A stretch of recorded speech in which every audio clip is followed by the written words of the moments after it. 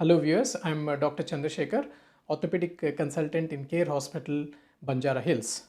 Today we shall know a few tips about recovery from hip replacement surgery. As most of you would know, hip replacement is a very successful surgery performed for patients with any fractures around the hip joint or somebody who suffers with severe arthritis in the hip.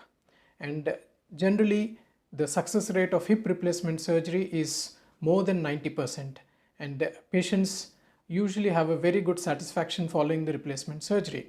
Having said that, there are a few do's and don'ts following the hip replacement surgery.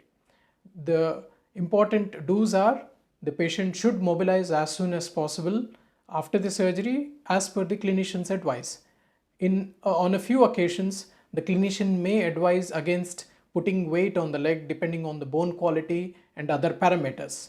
However, in general, the patient should mobilize as soon as possible.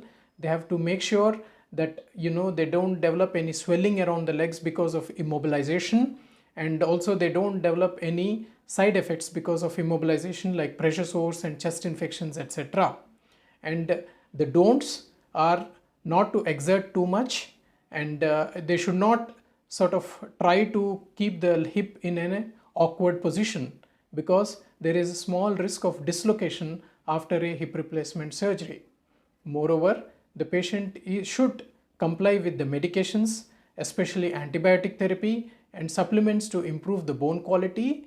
And also there are some medications which will help prevent any blood clots following the replacement surgery, because there is a 30 to 40% chance of developing clots if the patient doesn't mobilize and take the medications properly. And the most important thing is to comply with physiotherapy regimen, which would involve strengthening exercises for the knee and the hip joint as well. Most often, the clinician would advise the patient to use a walking aid in the initial days after the surgery. So it's very, very important not only to help with the recovery, but it will also help prevent any further falls.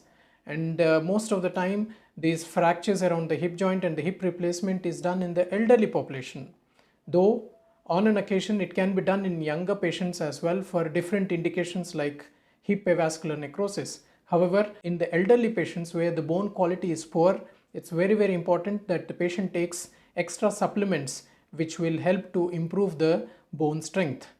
All in all, the most important precaution which the patient has to take following the surgery is to prevent any dislocation around the hip joint, which can delay the recovery and can lead to complications. So please follow the advice as per your treating surgeon, and don't forget to use the nutritional supplements to help maintain the bone strength. Thank you.